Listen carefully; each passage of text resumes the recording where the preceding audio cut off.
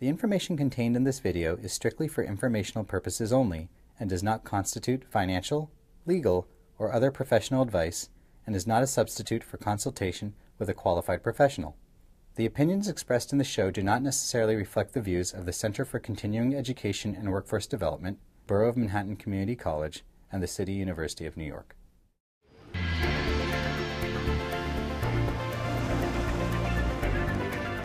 State of Mind is a web-based discussion program that explores the relevant social, economic, and political issues that are prominent at the post-secondary level of education. State of Mind is sponsored by the Center for Continuing Education and Workforce Development at the Borough of Manhattan Community College. BMCC. Start here, go anywhere.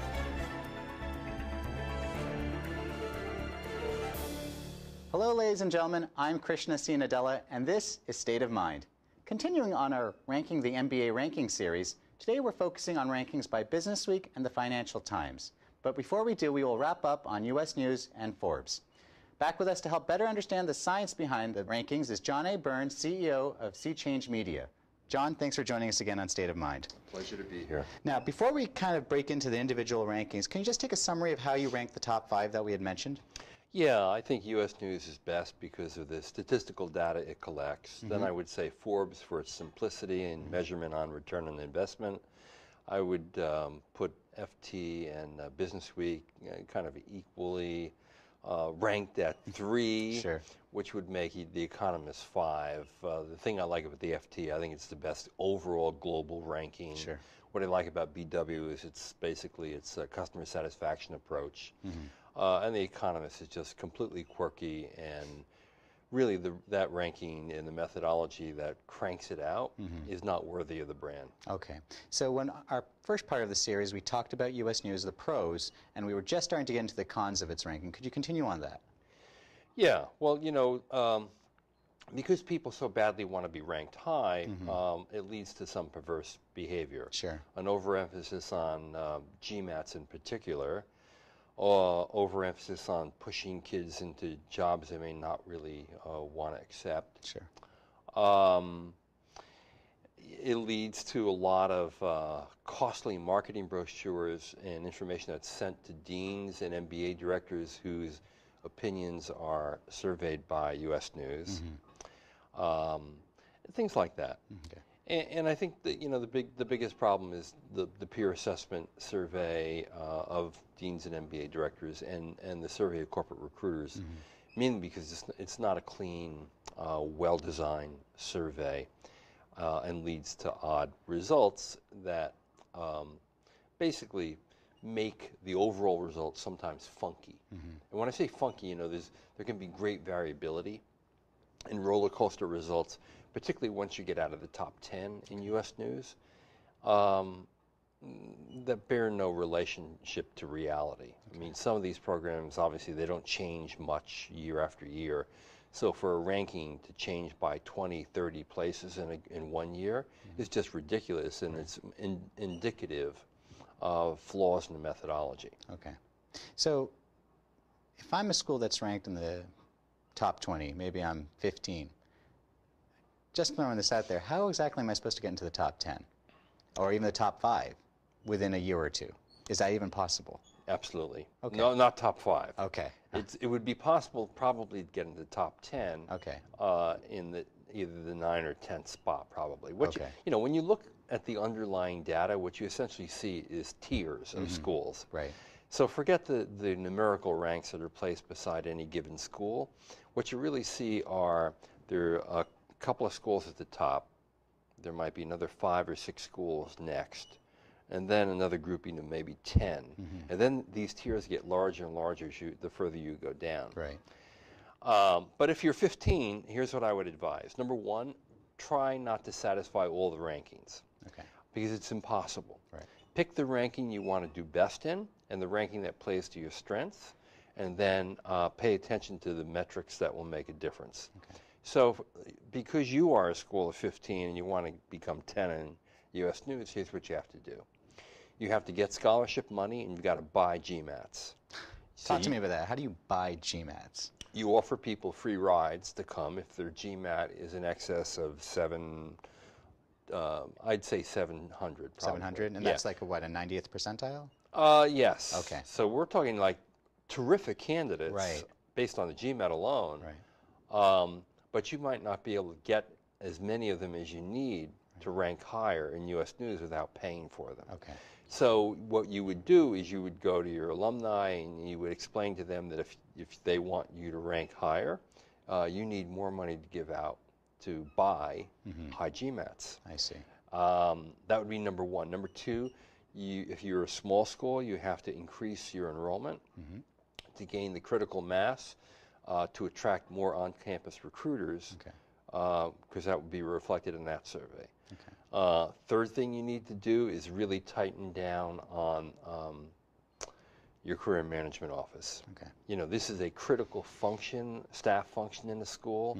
You need to really pay a lot of attention to it. That means customized personal coaching for each student. That means touching each student months before they arrive on campus to make sure they're on a track and know what career they want, so you can get them ready for their internships, because those internships are crucial to the job offers. Right. And the higher your conversion rate on the internship, the higher your stats are going to be on job offers at graduation 3 months later. Right. And you need to shift part of the curriculum more toward finance and consulting, where the salaries are higher. Right. So these are the things you need to do to go from 15 to 10. Okay. But number one, paying for the high GMATs. And what we mean by that is like graduate assistantships, teaching assistantships, things that will allow prospective candidates. Total free rides. Total free rides. Okay. I don't want. These kids shouldn't be working for any of this money. Okay. All right. We're talking about, friend, I'm going to pay every expense you have. Okay. I'm going to pay your tuition. I'm going to pay your room and board. I'm going to give you a stipend to go out for meals and drinking with your classmates. Okay. You're going to graduate debt-free from this institution if you come here. Right. Of course, your GMAT better be 730 or higher. Right. Because I gotta push that GMAT score up. Yeah, we're talking about a real white-collar recruitment here. Yeah. Now you should know that, you know, this may sound terrible to people. Sure. It's not. Okay. You know, Harvard Business School alone spends $31 million a year in tuition scholarships for only 1,800 students. $31 million a year. That is more than probably your whole budget at the school ranked number 15. Really? Okay. Wow. Yes. $31 million a year, and they want to offer more. So basically, they are discounting their tuition by roughly 50%. But of course, the rich people pay 50%. Sure. And they're not going to get any money. Right. So they're giving free rides to an awful lot of people. And you know, Harvard doesn't really have to do it for anybody. No, absolutely. Because no one would mind going into heavy debt to get a Harvard MBA. Absolutely. And many of the people who go there obviously don't need any money to go there. Right. Yet $31 million is handed out every single year. All right, I want to continue on that thought as we continue through our rankings. So moving on to Forbes, you had them ranked at number 2. You like them because of the international perspective that they take? No, I like them because of the simplicity regarding return on investment. That's right. So they will calculate. Here's what they do. They survey alums, and they ask them what they earned before they went to business school. So they have your pre-MBA salary number. They compare it against your post-MBA salary number, and then they throw into their calculation how much it cost in tuition and estimated expenses to get the degree. Sure. And then they give you a simple payback period. And so they actually measure the true, I wouldn't say true, the value, at least the immediate value of the degree, because what they can't measure is how valuable is the degree 5 years later, 10 years later, how many promotion opportunities does it give you, how many other, how much more responsibility will that degree give you, how much does the network give you in terms of your mobility from one industry to another or one company to another. Can't measure that.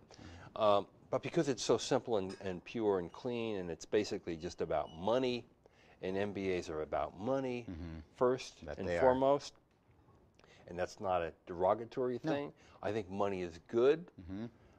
Greed is not, but money is good. Sure.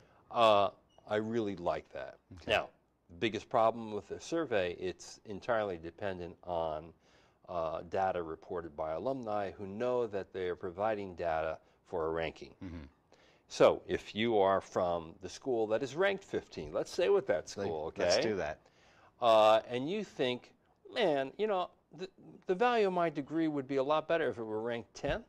And my school can't get the money to buy high GMATs. Right. And they won't get it together to really know how to do a great best practice career management center. Then if I inflate my salary, that means I lower the payback period and my school gets a higher ranking. So there's going to be an element of cheerleading in those survey results that need to be discounted by people who read what the survey says. Okay. And I think that's a really important element of this. Right. But there's no controls for Forbes to necessarily do a quality control on that data that's being submitted to them. They take it at face value? Yes. Okay. Now, that leads to, I think, a topic that I'd like to spend some time on is if the data is coming from the people that care about the rankings, that discounting that an applicant, a parent, prospective student looks at the rankings has to be taken with not a grain of salt necessarily, but some level of practicality that after a certain level of ranking, everyone's just trying to jockey for position. Yeah. I mean, here's the, the dilemma. And here's another reason that offsets the dilemma. Let's go to the dilemma first. Everyone wants their institution ranked higher. Sure. The prestige of your degree is heavily reliant on rankings over time. Right. Maybe not in any given year, but over time. So there's no reason why you should be downgrading your degree in any of the surveys. So when the FT surveys alumni, the Economist surveys alumni, Businessweek surveys alumni, and Forbes surveys alumni, U.S. News does not. Okay. You are under self-imposed pressure, and maybe even pressure from your peers or even the institution to mark up your score. Of course. So that's a problem. On the other hand, everybody's under the same pressure, and you can say that it all cancels each other out. Right. And here's another little thing to know about this.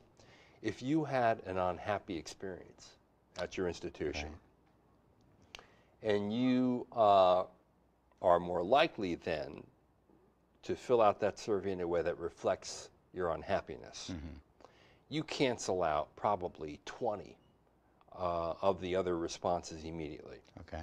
Why? Because the results are so close to each other to be statistically meaningless. Right. Because satisfaction levels at MBA programs, whether from surveys that result in rankings or surveys that are merely made to measure satisfaction for no purpose of a ranking, show extremely high levels of happiness with a degree. Okay. So what happens here is one negative knocks out 20, 25 positive responses because the results are so squished together. Right. And when you get that outlier, it really blows a school out. Right. And that's a scary thing for a school. Absolutely. To have unhappy people. All right. Do the schools typically, I mean, how do the rankings, specifically Forbes, how do they get in touch with the students to even find this information? And the schools assist the publications. They do. Okay. In some cases, they turn over all the email addresses that are known. Now that's a whole other area, okay? Because if I know I had 5 disgruntled people in a class, I'm not going to include why them. am I going to turn those emails Exactly. over to Businessweek? Right. Okay, I'd be a fool to do so. Right. So how honest the schools are, we don't know. Right. We really don't know. And incidentally, the publications don't survey everyone. Right. It's a sample. So it's not as if, oh, all my classmates were surveyed and I wasn't. You don't know because it's a sample, right? So there's that problem. And that's a considerable problem to have, really. Right. But like you said, if everyone's kind of doing the same thing, it just shifts the curve, but it doesn't necessarily affect the curve, so to speak. Yeah, and there are a few schools who refuse to turn over all their emails. Okay. And in that case, what they do is they agree to send the survey to the students who agree to accept them, essentially. Okay. So talk to me about Forbes in terms of its longevity. When was it first created, and how often does it publish? You know, Forbes is every other year. Why is that? I think they believe that the rankings aren't going to change substantially year to year, Okay. and so it's not worth the huge effort required to do the ranking. Okay. It's been around a good number of years. It's I don't know, I can't remember the exact date, Sure. but we're looking probably at 15, 20 years of data, Okay. which is good to see over the long term because there are also interesting trends that come to light when you look at, you know, what did return on investment look like 20 years ago compared to today? Yeah. And it was much higher Okay. than it is today. Sure. The degree is still highly valuable. It's the only way a 20-something person could literally get a pay raise of 55% on average. Right. Oh, okay? 55%. 55%, that's Okay. right. The typical increase in post-MBA pay from pre-MBA pay is 55%, and that's across the board. Okay. So you don't have to have an elite MBA to get that. Okay. How does anyone else in this day and age get a 55% raise in a 2-year period? Right. It just doesn't happen. It doesn't okay? happen at all. So it literally skyrockets you into a whole other salary Socioeconomic range. level? It really does. Right. Okay. So it's been around long enough. I think that most people don't pay as much attention to the Forbes ranking as they do to U.S. News, Businessweek, and the Financial Times. Is it because of the frequency with which they publish? I think that's part of the reason. Okay. I also think, you know, you could calculate your own return. That's true. As well. Right. I mean, they make some adjustments to the data that you could agree or disagree with, and we don't need to get into the weeds with that. But and the other thing, it's all there, and it's all, you can look at it, school versus school, which is helpful. But frankly, you know how much money you're making beforehand. Right. You can go to a school website and get the average salary and bonus. Sure. And more importantly, you would know what job you want to get or what industry you want to work in, so you can fine-tune your own expected ROI in a much better way than relying on this. Okay. However, as just a one place to see ROI, great. Yeah. Fantastic. Okay. So let's move on to the two schools you have tied at number 3. I'd like to spend a little bit of time, for obvious reasons, on Businessweek. You created those rankings. They were groundbreaking at the time. As the originator of them and seeing where they are now, thoughts? I'd love to hear your perspective on where they were when you created them and where they are now. Well, I'm not going to say they were better, even though they were. Objective news right at the door. That's so self-serving, right? But here's what I will say. You know, in the beginning, as I pointed out earlier, no one knew it was a ranking. Right. So the results were pure, and they were clean, and they were beautiful. And I really mean that. Right. I think that they really captured true quality of the MBA experience. Okay. And I should say what I mean by the MBA experience too, because this is really important, and it's more important than what you learn in an MBA program. Okay. What you learn in an MBA program, the absolute curriculum, is basically commoditized from one school to another. Right. You know, there'll be different little bells and whistles. Some of them will give you some seed money to create a mini business. Some of them will have a bigger international immersion. Some of them will have more productive experiential learning projects with companies where you consult on a given issue or challenge. But by and large, it's a commoditized experience. Right. Where it's differentiated is the clubs you're offered, the overall way they get you to enter the program and what they do outside the classroom with you, the value of the alumni network, the value of the friendships you make in your class, the sense of how collaborative or competitive your classmates are, how many of them you'd like to have as friends for your life, how many you'd prefer never to have met. Right. That is a survey question on the Businessweek survey. Sure. And the Businessweek survey really did a good job in measuring that. Okay. Here's what's happened. As people got to know that their answers would result in a rank, their answers became less differentiated. So, and that's more important than they became less true. Right. because satisfaction levels are high. But because they become less differentiated, meaning that from one school to another, the differences were so small as to be statistically meaningless, it squished all the data together. And yet you still have a ranking that places one school at number 10, one school at number 18, one school at number 26, when those numerical ranks really aren't justified on the basis of the underlying data, because the data is so squished together. So that's the problem. On the other hand, you know, it does give you over time in particular, because in any one survey, there could be some wacky result going on. There could be a student effort led to educate people about how to fill a survey out. It could even be led by an administration, when schools have been thrown out of the ranking at times when the magazine has discovered that.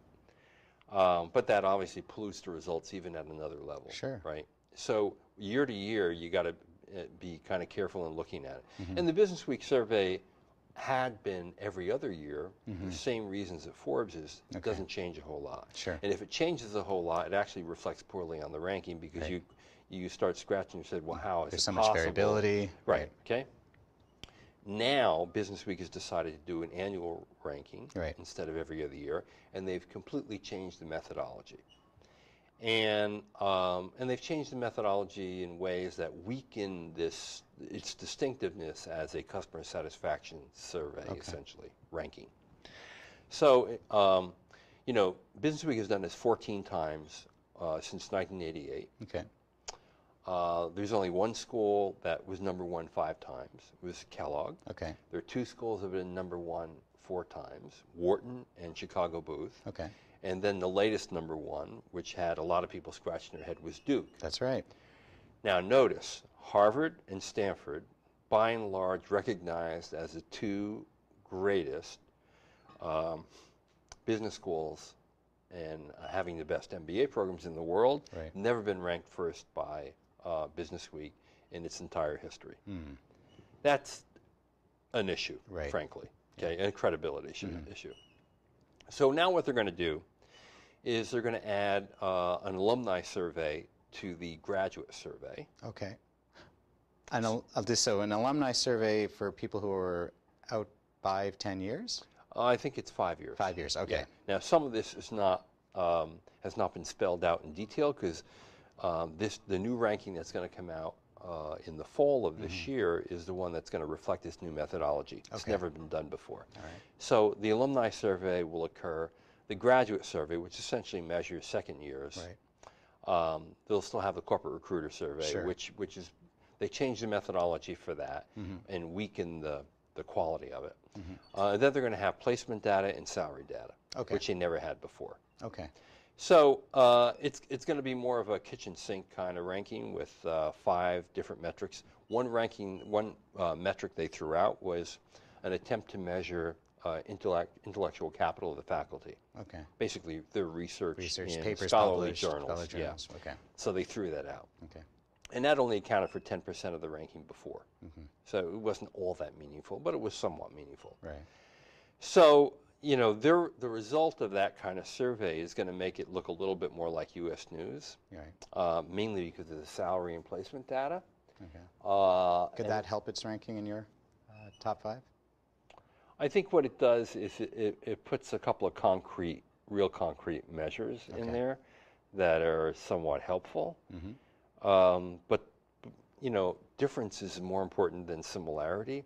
So to the extent that it now becomes slightly more similar to U.S. News, I think you know, its value is a little more diminished. So there's 3 areas I'm starting to hear as themes when it comes to college rankings, and I'd love for you to comment on them. The first is gaming the system. The second is collusion. And then the third, and I don't know if this has ever happened, so please enlighten myself and the audience, has a school ever proactively said, we're going to take ourselves out of the rankings, we're not going to participate? And if so, how is that received within the community? Yeah, let me take the last one first, because I think that's important information for people. There are schools that decide they're only going to participate in 1 or 2 rankings. And generally the reason they do that is because they know the rankings that they're going to participate in are favorable in terms of those schools, given the metrics measured, Right. so that they choose not to participate in rankings that where they could be hurt. Okay. And this is true of a good number of international schools in particular. Sure. And so when I see that, I think that's a negative. Okay. And I think that applicants who... That's a negative on the school. Yes. Okay. Applicants who see schools that tout one or two rankings and don't mention any of the others Sure. should be asking questions about why they're not ranked, why they've chosen not to be ranked, Okay. and listening very hard to the answers that are given to those questions. Okay. Because the real reason is simply they would get a bad ranking and they're avoiding a bad ranking and they're playing to the best ranking they can possibly get. They are trying to game the system. Okay. Okay. That's what's going on. Okay. They'll give you all other kinds of reasons, but they're not true. Okay. They'll tell you it's too much of a burden for us. We don't have the time to do all these. So there's rankings. never a They're noble not reason important. to... Yeah. No. Okay. Forget it. All right. If they're going to do well in a ranking, Yeah. they're going to participate in that ranking. Got it. If they're going to do poorly in the ranking, they're going to try to ignore it. Okay. It's as simple as that. Got it. Gaming is everywhere. Okay. And you can't get rid of it. The only comfort you can take is you can assume that everyone is pretty much gaming, particularly on a survey of alumni or students. Right. And so you can say it all cancels itself out, and maybe you apply a 10, 20% discount Sure. based on what's important to you given that ranking. Okay. There's a whole other level of gaming that goes into fraud. And that's when a school reports data that's not true. Now, Which data? well, I'll give you a really good life Please. real example. Yeah. Tulane University's Freeman School. Yeah. For a number of years, as many as 5 years, they were fraudulently inflating their data on GMATs. So they would report higher GMATs than they actually had for the class. Really? Okay. Consistently over a 5-year period. And the differences were anywhere, I think, were 25, 35 points higher than they actually were. Okay. And they consistently reported that the number of applications they received were higher than they actually got, which allowed them to report a lower acceptance rate. And that allowed the school to be ranked higher than it really deserved to be. A new dean came in. He saw the latest data and how it differed greatly from all the reported data before he was dean. Sure. Asked some questions about that. They called in a law firm to conduct an investigation. Sure. They, to their credit, owned up to the fraud. They were suspended from the U.S. News ranking as a result of this, and they plunged by like over 30 places when they reported the real data. Really? So the inflation, the fraud that occurred, significantly boosted their rank by 25 to 30 places in any given year. All right. Well, John, this is very good intelligence that you're giving us, and I want to continue the conversation. We're going to hold off on the Financial Times. We're going to save that for part 3. Great. But I do want to continue on the topic of collusion and fraudulent behavior within the rankings, so hang tight. On that note, I'll wrap up our episode for today. If you like what you saw on today's episode, please subscribe to our YouTube channel. If you have any comments or questions for myself, please feel free to reach out by Twitter or email. And if you'd like to know what the ongoings are on with State of Mind, please check out our website at www.bmcc.cuny.edu/stateofmind. Ladies and gentlemen, thank you for joining us again, and please stay tuned for part 3 of Ranking the MBA Rankings. And remember, every life is a book. Make yours a bestseller. Have a good night.